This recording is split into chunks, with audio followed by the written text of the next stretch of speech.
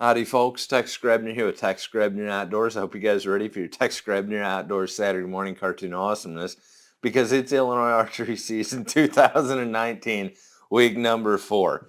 Now, it is dangerous to release too much of my awesomeness all at once, ladies and gentlemen. If you guys want to support the channel in a way beyond simply watching the videos, you can go to TexGrebnerOutdoors.com, check out the Make It Weird sticker, the Make It Weird shirt, the Life Ain't Like the Pornos, Hunting Ain't Like the TV Show shirt, because by God ain't that the truth, and of course my personal favorite, the Kill with Stick shirt. If you're a traditional bow hunter and you want to show your support for Tex Grebner Outdoors and get a discount on all your trad life supplies, you can go to threeriversarchery.com, check out their merchandise. One piece of merchandise that I highly recommend is the Three Rivers Archery reflective arrow wraps, because you're not going to lose your arrows. They reflect very well, and also if you're blood trailing, you can take an arrow out of your quiver, stick it in the ground to mark where your last blood was, and then you just shine your light through the woods and you can actually follow. That's assuming that you're not Winchester with your quiver, but you can use the discount code of Tex Grebner in your checkout, give you a discount at Three Rivers Archery for all your trad life supplies, shows your support for the channel, gives you a discount, Three Rivers moves product, everybody wins. You don't have to be in good shape to be a good hunter, but as a hunter you will never regret being in good shape. Sometimes you just need something to live for.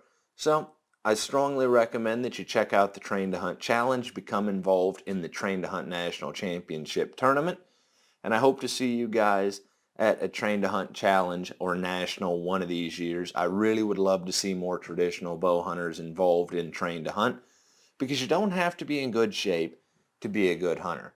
But as a hunter, you will never regret being in good shape.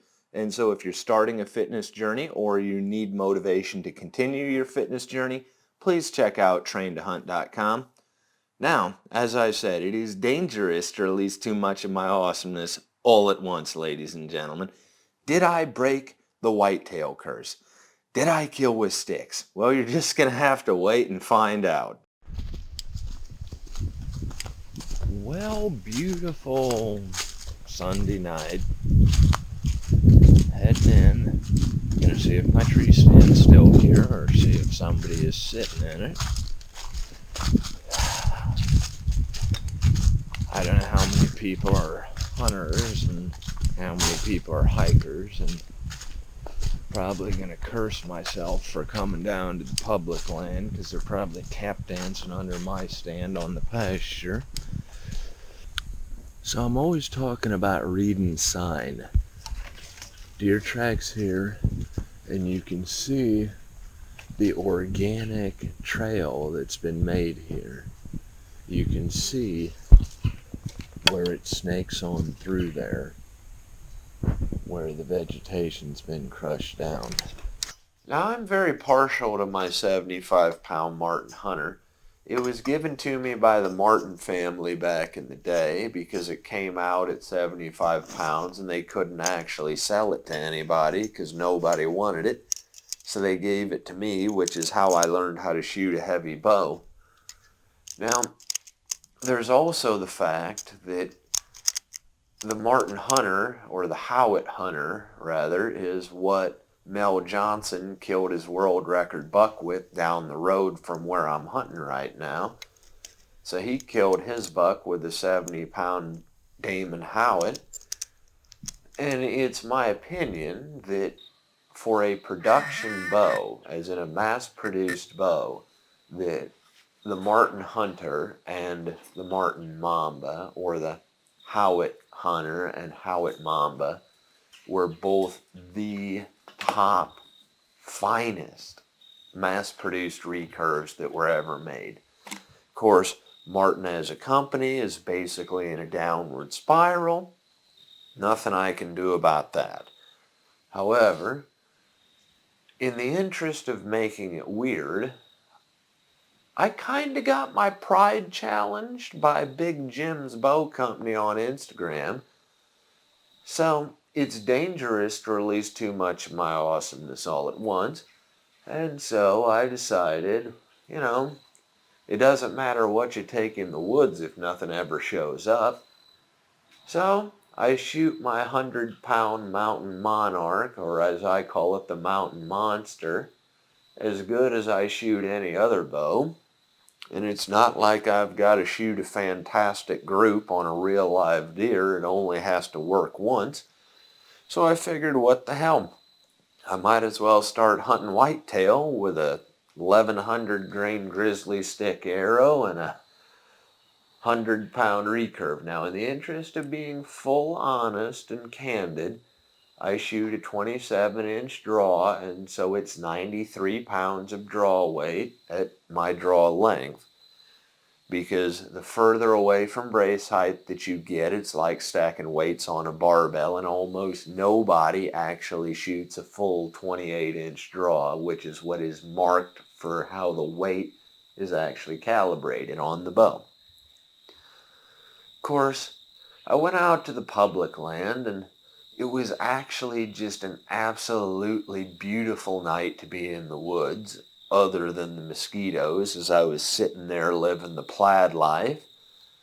And I was pleasantly surprised to see that my tree stand had not been stole. And the truth is, it's really hard to figure out deer on public land when the leaves are on the trees, because there are trails. There's just the question of who the heck has been in there and what the heck are the deer doing. And long story short, as the sun starts to go down, you get real excited.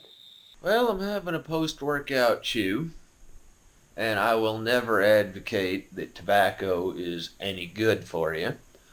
However, it does say right on there on the warning label of the can, warning, tobacco is addictive, which is them telling you that it's real good shit. Of course, I'm sure that I'm going to have plenty of comments about me not seeing deer because I'm dipping in the stand. I'm also probably going to have comments by now on the videos that are already posted on how much I move around in the stand. Well, here's what you got to understand. Deer don't care about tobacco spit. They don't. Also, it doesn't matter how much you move if there is nothing there to see you. It's like the old proverb question about if a tree falls in the forest, does it make a sound if there's nobody there to hear? Well, it doesn't matter how much you move if shit ain't gonna show up anyways. And the truth is, you will go through your mind and try and find excuses for why animals aren't showing up when whitetail are wild and free, majestic creatures that do what they're gonna do no matter what you've got planned for them.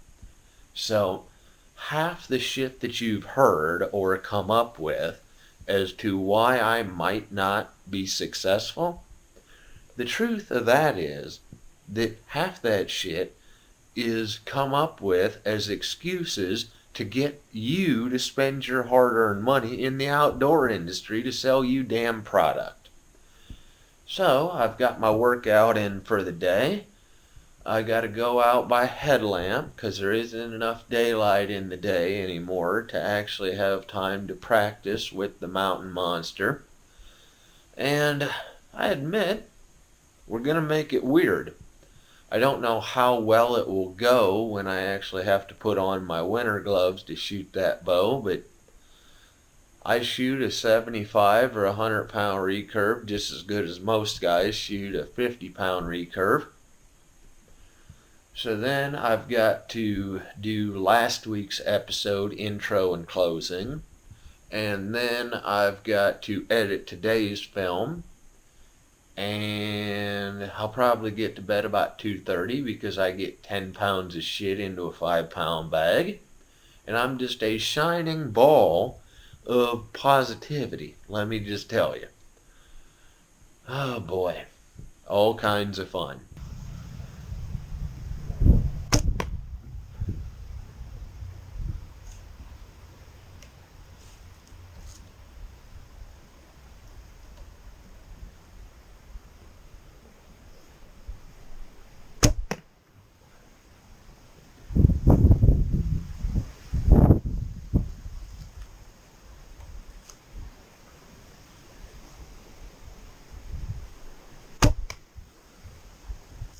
It rained all morning, so we didn't go to the field, but I'm finally getting out here because I had to actually take care of stuff today. And it's windier than hell, so I'm probably gonna get seasick up in the tree. Probably nothing's gonna show up, or they're probably already there. Wind's out of a totally wrong direction, but guess what? You can only come into small pots one way. So that's just too damn bad. Well, hot damn. Literally. We got a beaver dam. At least it looks like a beaver dam to me. Oh man. That's gonna be interesting. But maybe the beaver will actually build me a bridge. I have no idea, but it's definitely going to be interesting. Huh. I bet he used our creek fence for a foundation. This was a Wile E. Coyote day all around.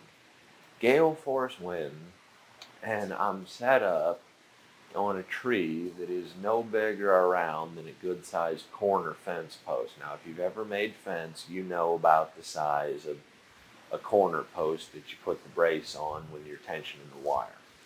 Now, what you got to understand is, I really didn't have high expectations for this hunt.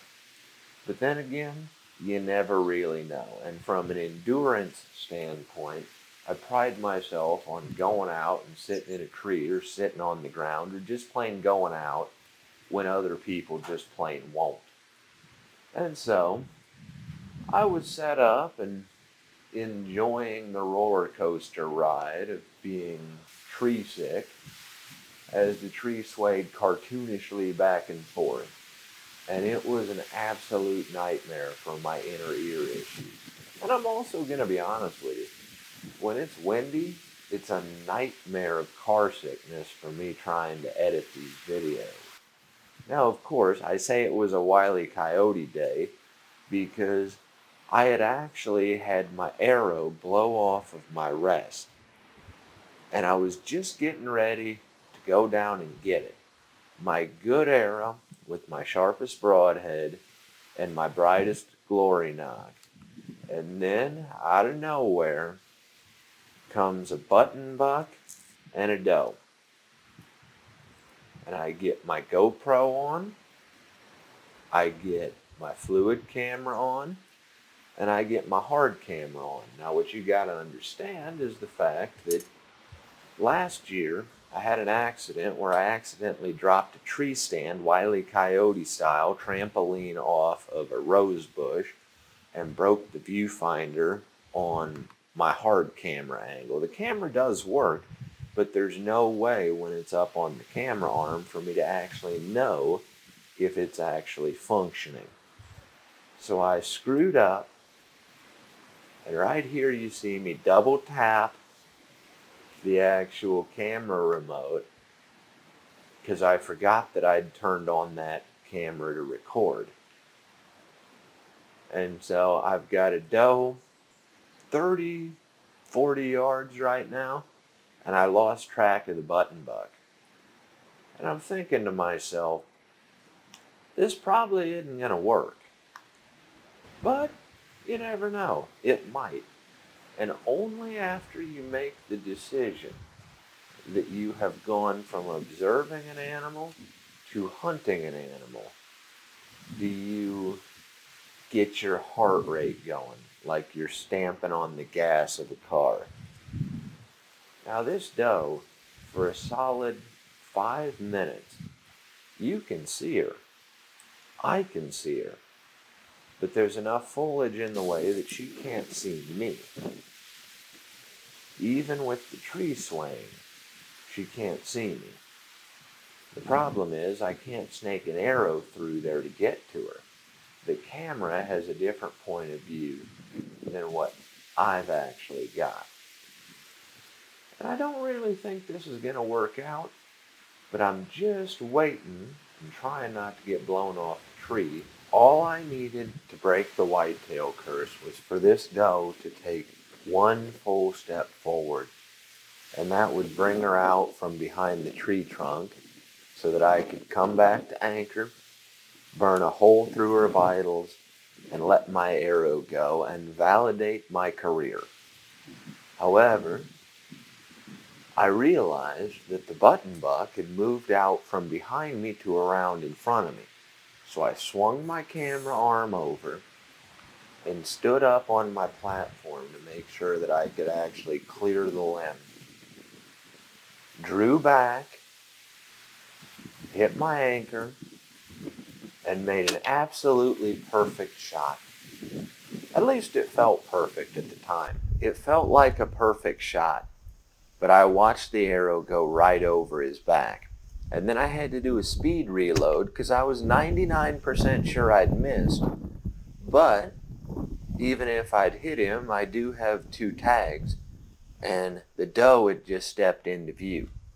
But no sooner did I put fingers on my bowstring again and tension myself to draw when she decided that it was time to get out of there. Now, of course, at this point, I realized that I hadn't actually captured the hard camera angle on film, and I could see my arrow from the stand looking pretty damn clean. Well, that was kind of crazy. I got hair.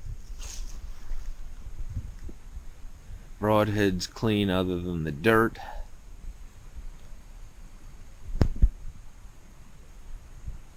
But as far as I know, all I got was hair. There's a little bit of pink on the feathers. But if I'd actually hit him, it would be a hell of a lot more. I think I shaved that button buck. Everything about this shot, theoretically, was perfect. I was calm. I was calculated. I hit my anchor. I was steady. I take a great pride in my ability to accurately shoot heavy recurves. And I simply shot over his back. That's just the way that it worked out. A shot that I thought I couldn't possibly miss, I managed to miss. But luckily, dead center over the vitals, and all I did was slash him across his back and pull out some hair with my feathers. I think the funniest part of today is the fact that I made a point of practicing. I climbed up in the backyard deer stand because I had a good feeling about this hunt and I didn't want to miss. So I practiced. Also, ironically enough, not only did I have a chew in, but I was also wearing nothing but a plaid shirt and Kryptek pants, and I had 2 deer come in and do what deer do organically inside of 15 yards. Now, am I regretful that I wasn't patient enough to wait on the doe to walk out? Yes. Am I regretful that I drew blood on an animal that I didn't recover? Yes. Of course, then again, that was nothing but a scratch.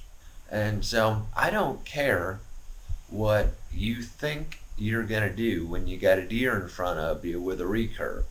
Everything that you think you know is going to go to shit. That's just the way that it is. And anybody that tells you different has unrealistic expectations for the situation. You can do your best to mitigate the circumstances, but standing on a tree stand platform like a surfboard, I feel like I did all right shooting dead center over top of the vitals, even if I did shoot a little bit high. Granted, the irony is, if I didn't have perfect shot execution, I would have not followed through and pulled the shot right down into the deer's lungs. However, hopefully that button buck gets to grow up. However, with With that being said, whitetail curse is still in effect, and Wile E. Coyote is still my damn spirit animal. I got close.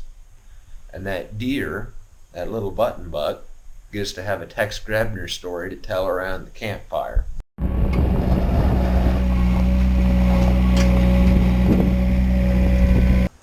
Well, I'm back. Got done doing farm shit for the day. We'll see how it goes tonight. Took some time, shot in the backyard. I still can't believe that I missed that deer.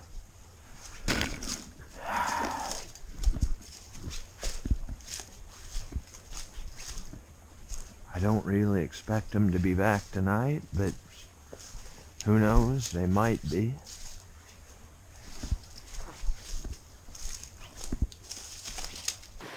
I didn't really think that those two deer would be coming back today, but then again, with hunting, you never really know.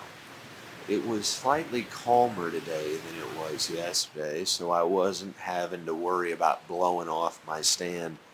I'm not kidding you. It was somewhat terrifying yesterday, blowing around and wondering if my weight was going to make the tree overbalance and rip itself out of the creek sand that it's rooted into. So that was an adventure. And I admit it's eaten away at me a little bit that I miss. Truth is, I practice a lot, and I'm very proficient with my 100-pound recurve. But there is also the fact that I never really expected my plan to work out. I hadn't actually practiced perfection at such a close range, at such a sharp angle. That's just the truth. I'm not here to bullshit you. Now, in the interest of making it weird, because this bow was inspired by a role-playing game, Dungeons and Dragons is a game of chance where the dice rule the day.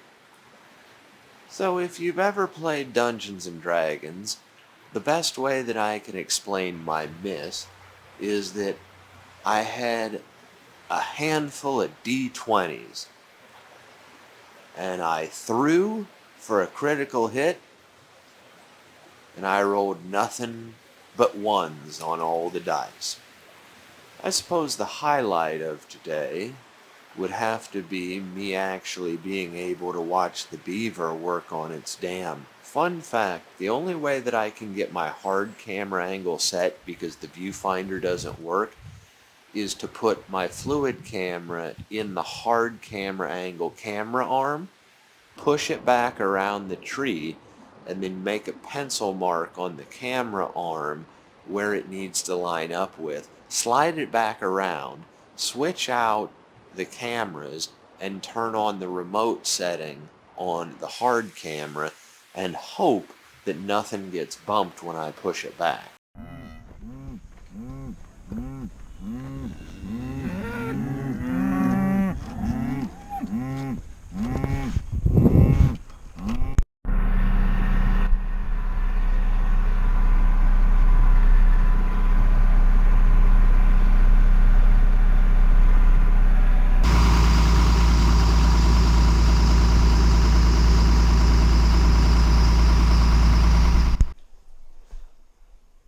I couldn't have asked for a better day for deer hunting, to be honest with you.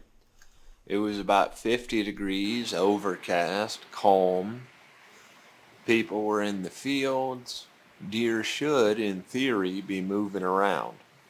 Of course, I always compare hunting whitetail to a high-stakes game of whack-a-mole. You've got to pick out where you want to be and hope that you guess right. So that's why I call it a high-stakes game of whack-a-mole. Now, in the case of the deer that I missed, I do at least have a certain level of pride in actually picking a trail through fieldcraft organically where the deer would be traveling and be within range of me. So even though I missed, I am at least proud of my ability to read sign, because both the doe and the button buck ended up exactly where I wanted them to be. Now, I have seen plenty of trail sign, but I haven't seen any buck sign. It's still early. Well, today's job has been pulling water hemp out of the bean field. And if you don't like GMO crops, it's highly likely that you've never had to walk bean fields before. But it's the world that we live in. I'm not crazy about the Monsanto Corporation either. But given the choice between having to walk an entire field like I did when I was a kid versus just have to walk the end rows, it's kind of a decent trade-off because it's the world that we live in. If you don't like GMO crops, you've probably never had to walk beans before in your whole damn life, and you don't understand what they're even good for. With that being said, we're probably going to pick till dark or until the beans get too wet to put in the bin, so I may or may not be able to get out hunting tonight. It's a hell of a thing to say, but it's true. I've been doing it so long without success that I've honestly forgotten why I even started. I'm not doing it because it's fun. I'm doing it because it's what I'm doing. Now, you can say that that's a terrible attitude to have, but the truth is, it is easy to do fun stuff. Fun stuff is easy. It's easy to convince yourself to go out when you believe that you have a reasonable chance of success. Life ain't always about doing what's easy. Also, we're basically in Captain Ahab, Moby Dick kind of territory at this point in two ways. Way number one is if you've ever read the original unabridged Moby Dick or listened to the audiobook, you're 600 pages into the damn book. You ain't even seen a whale yet, let alone a white one. So in this case, I'm not doing it because I like it. I'm doing it because it's what I'm doing. And my pride is involved.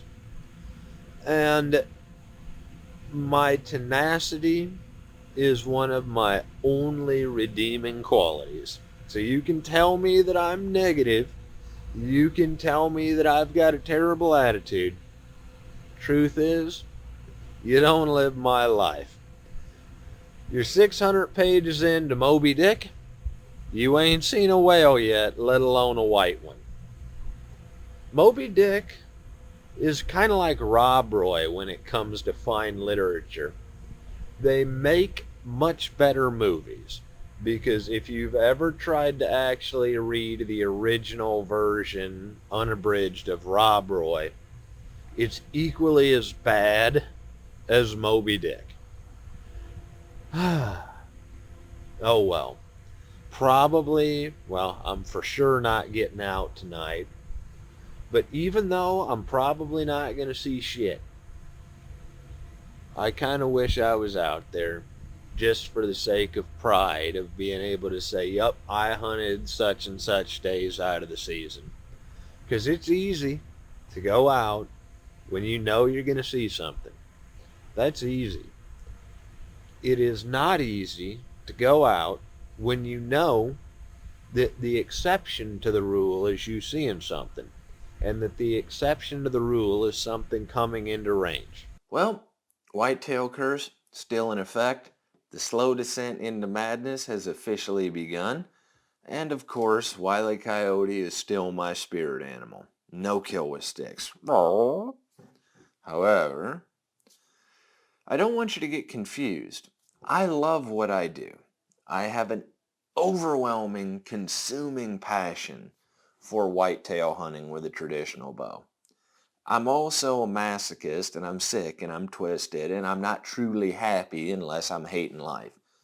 So, I'm going to continue playing the high-stakes game of whack-a-mole and bringing you the cruel reality of whitetail hunting in Illinois Archery season 2019. I hope you guys have enjoyed this episode. As always, God bless all my sportsmen of America. Join the NRA to protect our rights. Please check out my friends over at ThreeRiversArchery.com. Thank you very much to those of you involved in law enforcement and those of you serving in the military. And thanks for watching Tex Grebner Outdoors.